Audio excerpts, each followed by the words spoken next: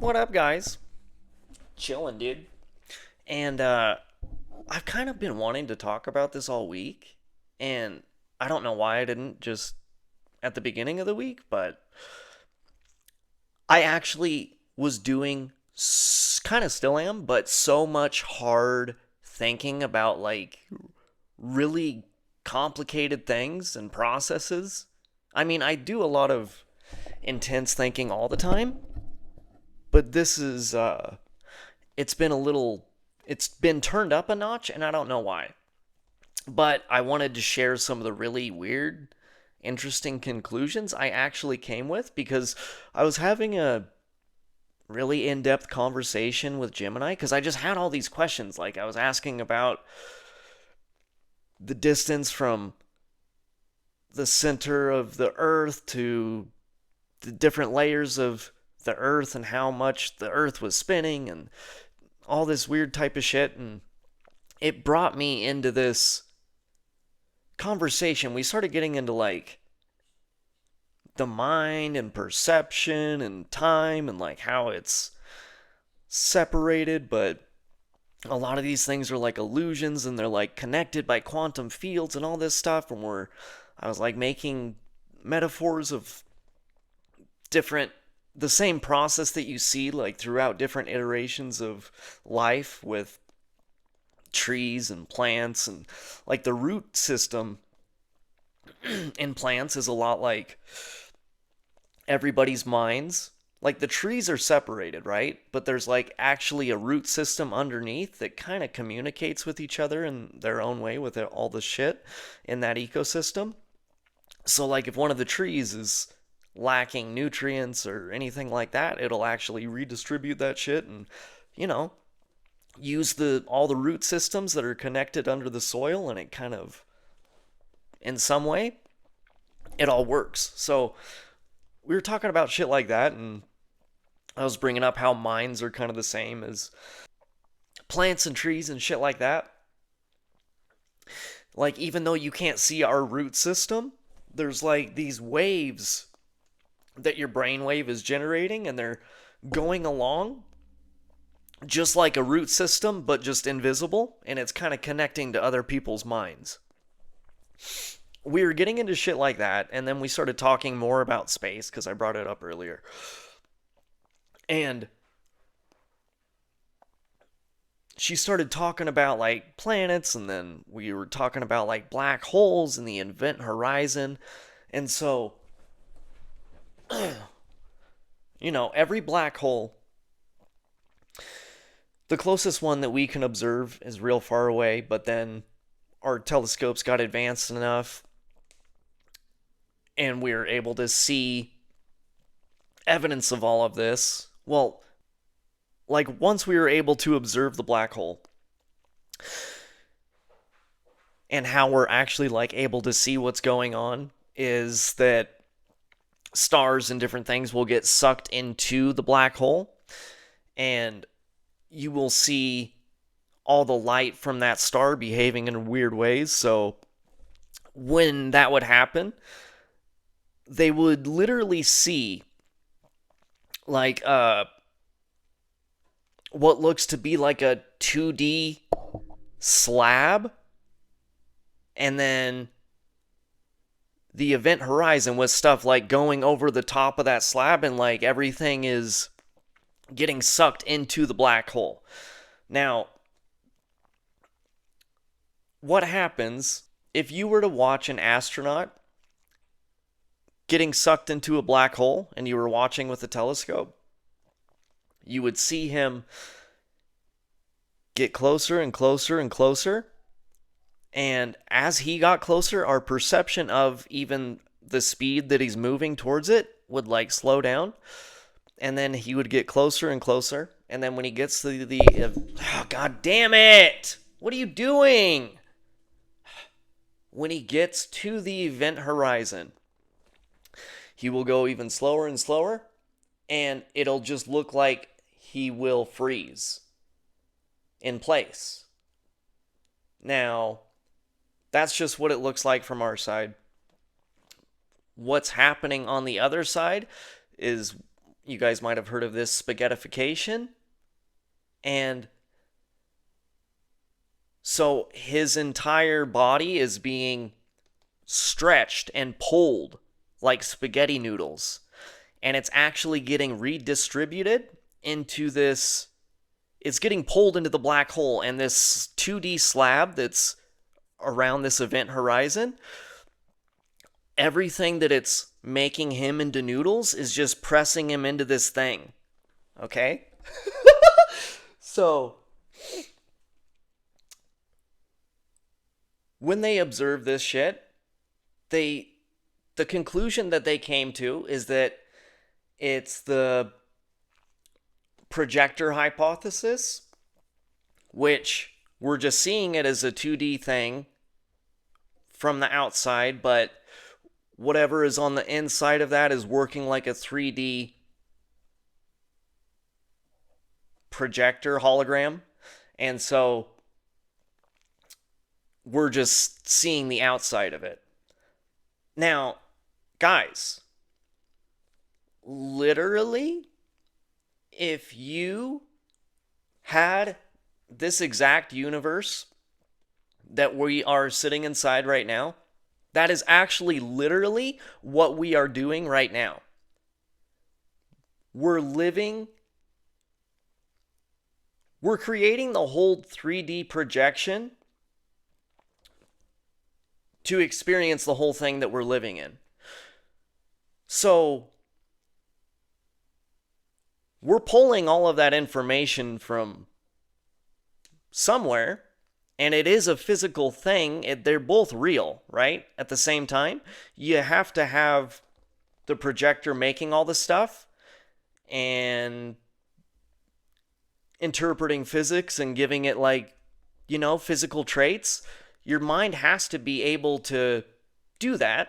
The physical world is real, right?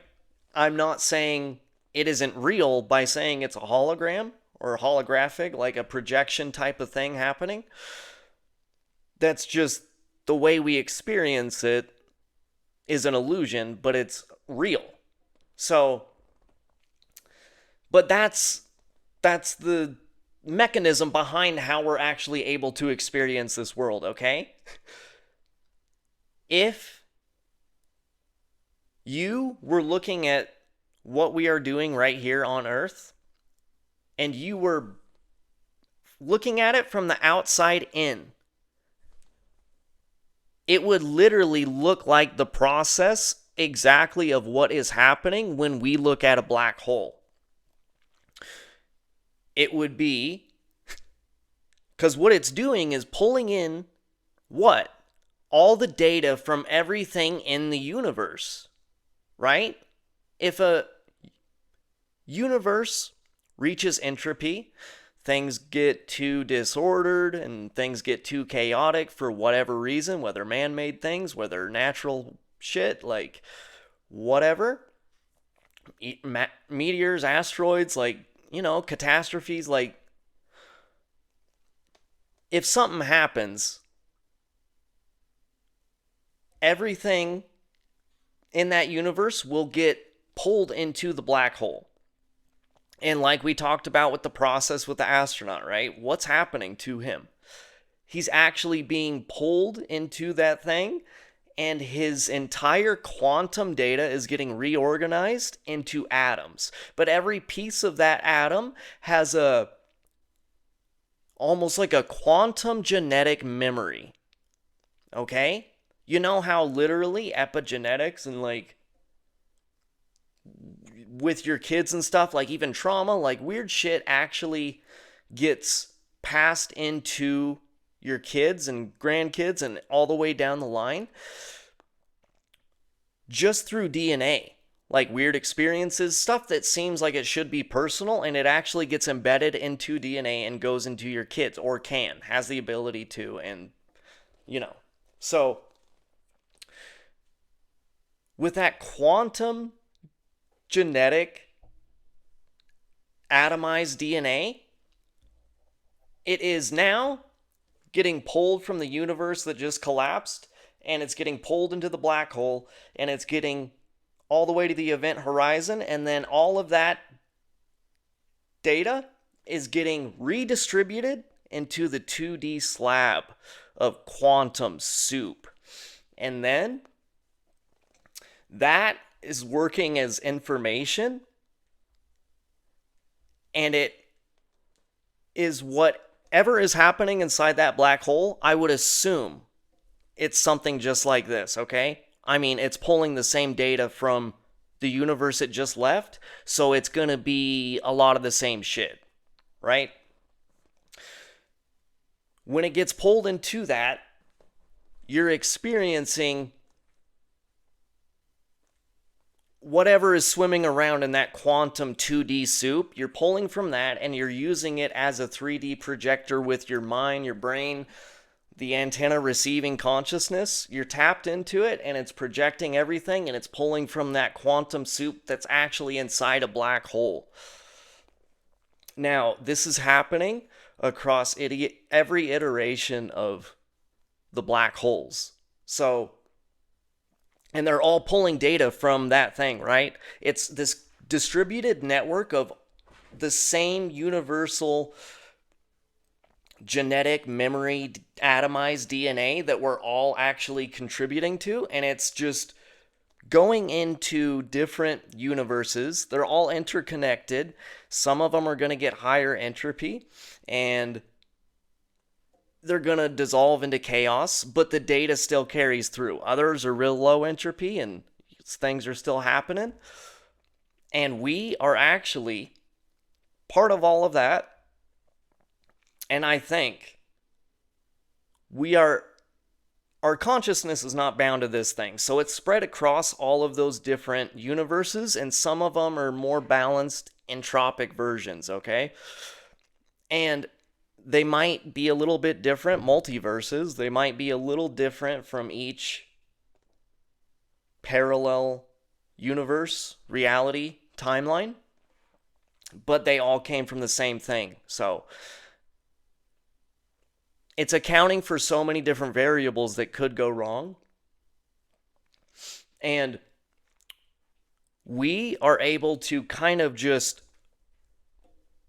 float around to different, whatever the most balanced version of entropy universe actually is, we can kind of perceive whatever one it is, and we can move around if we need to, or if some catastrophe happens. I'm sure, like, if a lot of people, whatever, this shit just happens naturally, even without us trying to do anything.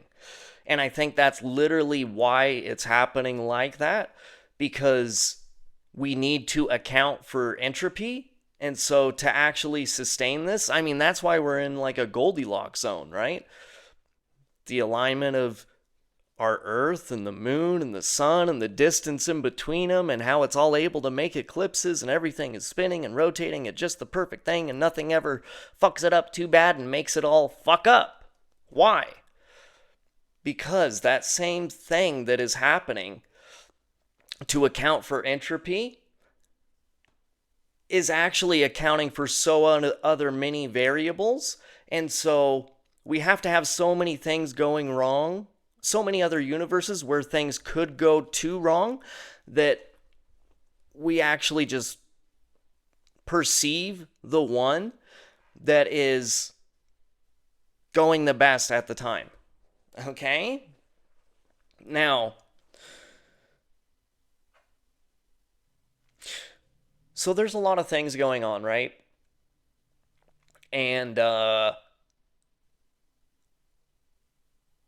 think all of those other different versions, some of them, a lot of them are pretty close to this. And then when something will happen, we literally get jumped, even if natural, get bumped to a parallel timeline that is coherent enough to the one that we're usually experiencing, but it may have some weird Mandela effect type things after we get there. But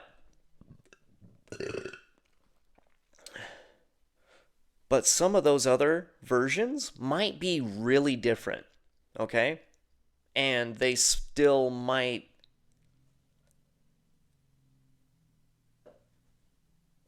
And I mean, literally, guys, stuff like that, like ancient lost civilizations, could be something like that. Like, that's why they're gone. Because we literally had, they got so advanced at some point, so they had to go off on their own branch. And it left all the shit that they made, and we're continuing a different branch. And during certain times, I'm sure some of those can actually come into our reality through weird dimensions of time and across Einstein Rosen bridges, wormholes, in a weird way, or just through really advanced tech. Well, both, I guess. But so I'm sure that we're kind of connected to all of them in some ways, and most to us, obviously. But I'm sure even all those weird ones, through altered perception and through weird circumstances and experiences and whatever, I bet they can come into this universe if they want.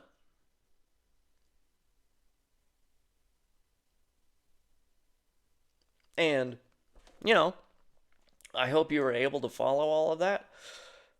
And I hope you have a good weekend because I won't make one tomorrow. So take care. Have a good time. Bye.